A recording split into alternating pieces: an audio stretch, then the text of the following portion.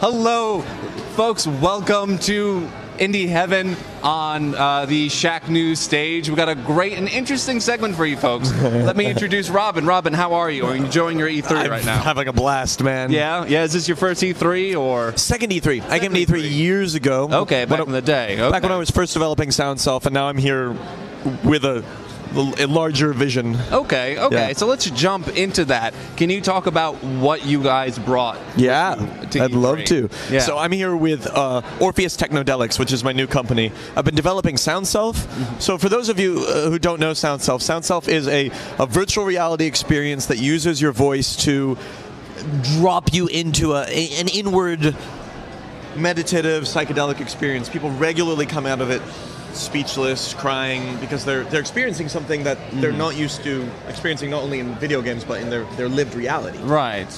So I've been working on this for a long time, and I realized there's no, how do you explain a mystical experience to someone? Right. You by definition can't.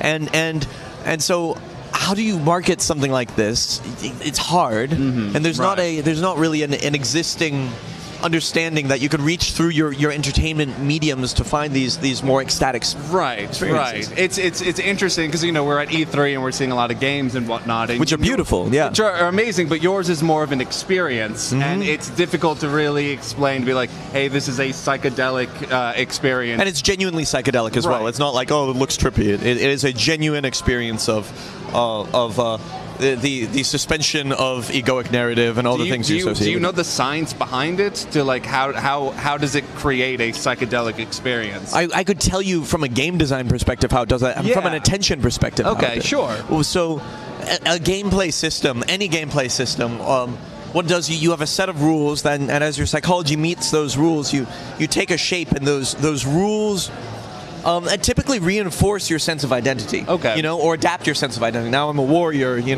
but you have that warrior within you. Right, okay. So what we're doing is we're actually overwhelming and overstimulating everything that your mind normally latches onto in order to create a narrative. Okay. And so you're forced to just experience being alive, beingness, your breath, your voice, your body, without all of the narrative and mental junk that we normally have. Okay. Just in our waking lives. Right. So how has the reception been? Oh my God, it's been amazing. You folks have a tent out there, and there's a bed, there's headphones. Yeah. How have people been after taking all the gear off? It's amazing. People are typically pretty speechless after they come out, literally because your linguistic centers are not operating, and so there's a funny moment when the mind comes back on. But I mean, there are people who have experience with psychedelics and can relate it to that experience. There are people who have experience with deep meditation and can relate it to that experience. And there are people who haven't had the patience to pick up a meditation practice because it's hard to do, who are scared of psychedelics, who have this experience, and they go into SoundSelf and they come out just speechless because they've witnessed something in their being that you can't really language. It's almost like a dramatic shift in self, almost, with it. Okay. Yeah, not even almost. I mean that's what happens. And then the self comes back online because you start talking to people again. But I realized that so the technology to do these kinds of experiences exists because I created one. Right. Yeah, and so I know there are other people working on this stuff, and the science is there, the neuroscience is there. And you were asking about the neuroscience. Yes. And I can get into that in a minute. Game designers have this amazing skill of creating systems that capture your attention and capture your identity, and typically they're using that skill to capture your identity and attention and loop it into basically entertainment, something fun. Right. But you can do so much more than that with a little bit of intelligently applied neuroscience, and you bring that same game design skill to warp a person's attention, to have them experience their raw experience of the universe in a radically different way.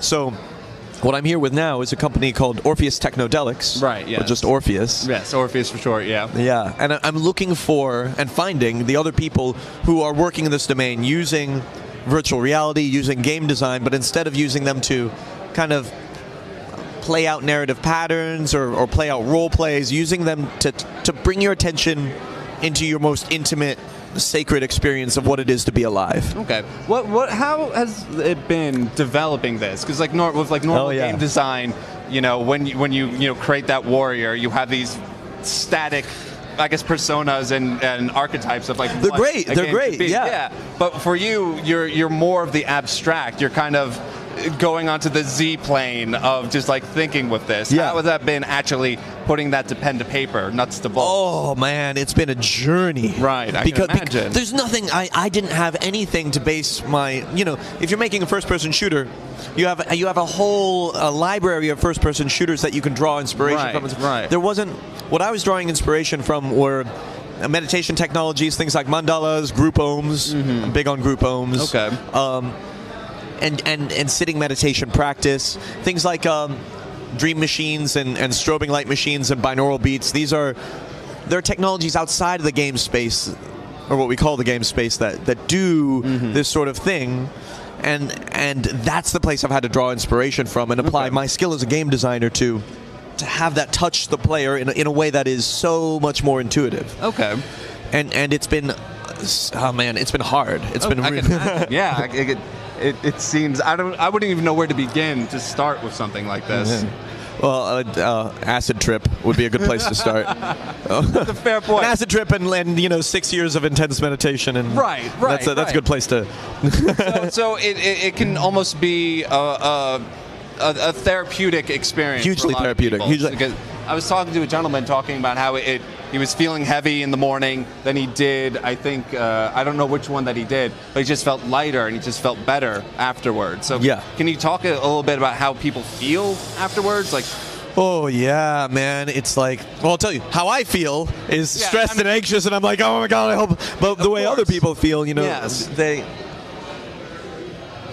I had this beautiful experience seeing someone yesterday come out of SoundSelf, and he was speechless, and there were tears in his eyes, and I just left them there in silence for a couple minutes, just looking up at the ceiling, and he said, I don't think I can remember when I've been this relaxed. Okay, interesting. Yeah, and from there the conversations go into a little more the spiritual or or into consciousness or sometimes there's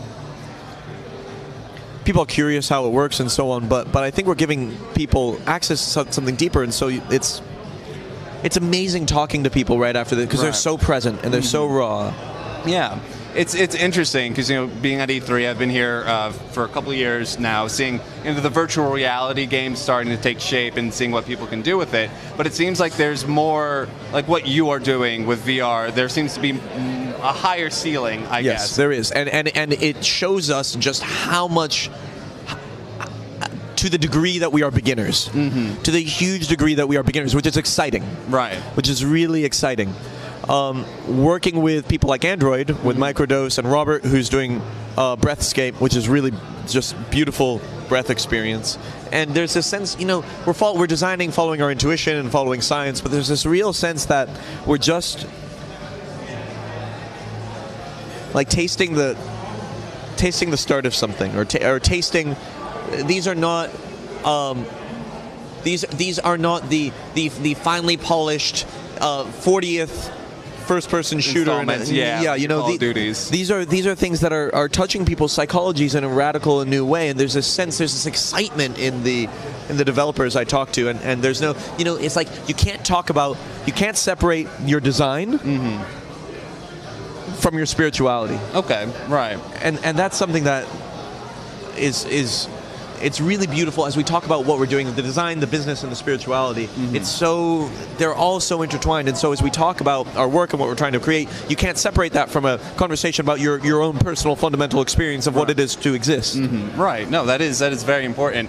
So it's fun. Yeah, you mentioned that conversations. You were working on this for a very long time. Yeah. And like VR is kind of something that like 3-4 years has popped up. How has the technology helped you create your vision, essentially? Well, I started developing SoundSelf right before the Oculus Rift Kickstarter happened. Right. Yeah. And then it was obvious that these two technologies are meant for each other. Right. And that just totally shifted our development. So we've been in development of this technodelic for as long as the modern era of virtual reality has been a thing. Right. I see, when I look at I see there's a lot of really interesting stuff being done in VR, but there's also a lot of really uninteresting stuff being done in VR. You know. Okay, that's a fair point. Yeah, it's. I think the thing that's holding us back right now is content. But content that actually reimagines what interactivity is and actually like fully groks what this new technology means for the end user. Right. You know, and you kind of have to start from scratch, or there's I think the best content you kind of have to start from scratch, and I think we're beginning to see so much more talent enter the space, and so much more talent who were not video game designers before, right? Or who were not movie makers before, and so there's a lot of new ideas, and I think that's where virtual reality is going to start to truly shine. Right. Yeah. No, I remember reading somewhere because you have your surgeon simulator on VR, which is great, which is super great, fun. But also, I know a bunch of hospitals are using the VR space surgeon simulator, legitimate surgeon simulator. So it's interesting seeing, I guess, both sides of the spectrum that this technology. But can cater to. Okay, so that what you're pointing at there, that's like using the technology as a tool. Using it as a tool to be a better doctor. Even there are meditation apps that use a tool to help you be a better meditator. And I see what we're doing as something, because these are still entertainments that we're making. That's fair, yeah. And it's like I want to. Fuck, man, you go to your meditation practice or your yoga, and there's a point maybe you get to it where you're like, wow, this is what I really want to do. But there's also a point where, for a lot of people, and the reason a lot of people don't take on these is it feels like work. Right. Feels like work. Why the fuck would you when you have so many other things to worry about? What I'm excited about is bringing the wisdom of those traditions and technologies and packaging them in a way that is joyful and entertaining and novel and can draw you in just by curiosity and playfulness. Okay. So that you don't even have to have ambitions to like change your attitude of who and what you are and become a more compassionate being and whatever the hell else people like adopt spiritual practice for. You could just be curious to try something unique and interesting and experience something. The same reason anybody tries any video game or goes to any movie, because you want to experience something. You want it to take you somewhere, and that we can use these technologies to take you somewhere deep within yourself. Yeah, it is interesting that we have yet to really look inward at the journey of video games. So before I let you go, I have to ask, for folks who want to learn more about your technology and what you guys have out here, where can they go to find more information? Perfect. Yeah, look us up on the web, Orpheus Technodelics. Okay. And that's the name of the publishing company. And the 3 projects we've got are SoundSelf. That's I think that's becomesoundself.com. You could just look up SoundSelf as well.